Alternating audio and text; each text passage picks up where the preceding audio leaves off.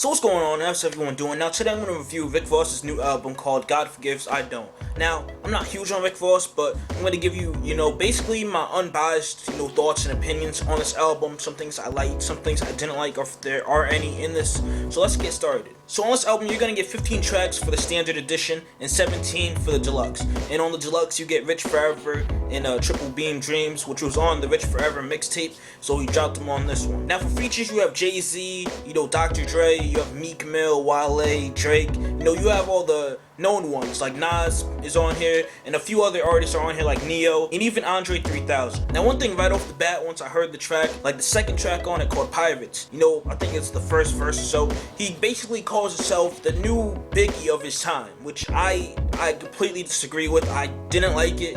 From right there, I'm like, I'm not feeling it. He basically called himself a legend. I haven't seen him do anything different from what the next rapper is doing. He's not doing anything different than him. Signing different artists. Putting them out there. Same thing that Wayne is doing. 50. Bunch of other people are doing. T.I. I don't see what he's doing different that he can compare himself to Biggie. So basically, I gotta completely disagree with that whole verse or that whole bar that he just said on that record. So that's one thing I didn't like as soon as I heard that record. Now one thing I also didn't like was Hold Me Back. Now I know how everyone also liked it, they compared it to Acting Up, but I didn't like this. I didn't like the hook. That's what I think really stopped me from liking it. It was the hook. It was like pointless, the hook he had. These wanna hold me back. Like it was boring. Especially when it got to the last verse. And I felt like he just, do like random lines together and just said, here, take it. That's my last verse. No one cares. No one listens to it anyways. That's what I thought he did on the last verse on it. He just put in random words and fit them and rhymed them, and that was it. Now, one thing I also got to touch on, which I really didn't, understand when people were saying how Ross, used the same beats or so, which I heard on this album. With 911 and Hold Me Back, you basically heard the same beat. 911, I felt like it was like, reversed with the, different sounds added to it and stuff like that. It was basically the same beat with different things added to it and everything, and Ross just wrote a verse to it, and dropped it and said, here, take it, that's done, throw it away. That's what I felt that I got from the song. Now another thing I want to touch on is the Three Kings record. Now you had Dr. Dre, you had Rick Ross, and then you had Jay-Z. Now one thing I completely didn't like about it was the title. It was misleading.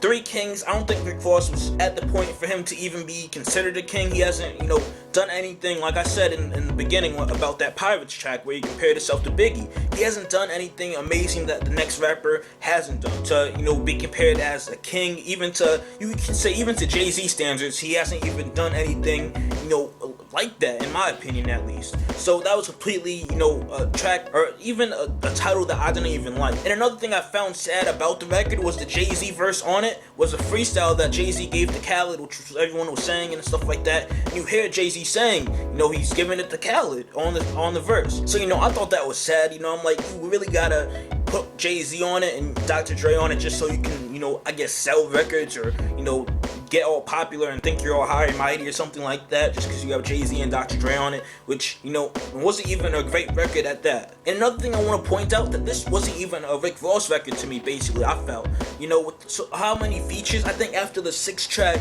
it became basically an album saying, hey everyone, hop on my song, hop on this song. The whole song from I think the 6th one all the way down was a feature with with the different artists. Some of the people like Neo, where they sing on the hook or whatever, that's straight, but every song you gotta have someone featuring on it. Like, it's a solo project for a reason. You had your group project, you should have just had those things on it if you wanted it. I didn't really get that. I wasn't really feeling it as much where you had to feature people on it. It's a solo project for a reason. They do not have verses to drop on some of these songs, or what was up with it. But enough of all the little negative stuff that I had to say about it. Let me get into some positive stuff, like some of the songs that I did like off of this album. So my top 3 songs would have to be Amsterdam, 16 featuring Andre 3000, and Rich Forever featuring John Legend, which was also on Rich Forever, the mixtape. And overall, I gotta give this album a 6. I wasn't really feeling it. People hyped it up, and Rick Ross and Khaled and whoever else called it a classic. It's really not that great. At least in my opinion, it's really not that great. That's just my opinion. So drop your comments down below if you were feeling this album. Some tracks you liked, maybe some things you didn't like about this. What would you rate this? Were you feeling my thoughts on it? Do you not like this record, or you did like this record? Tell me your thoughts on it, because honestly, I really didn't feel it. It was a pretty bad album in my opinion, but that's just me being, not so big on Rick Ross. I personally like Rich Forever more than this, which is saying a lot, me not being a Rick Ross and me trying to give, straight, honest opinion and thoughts on this album. I like Rich Forever more than this.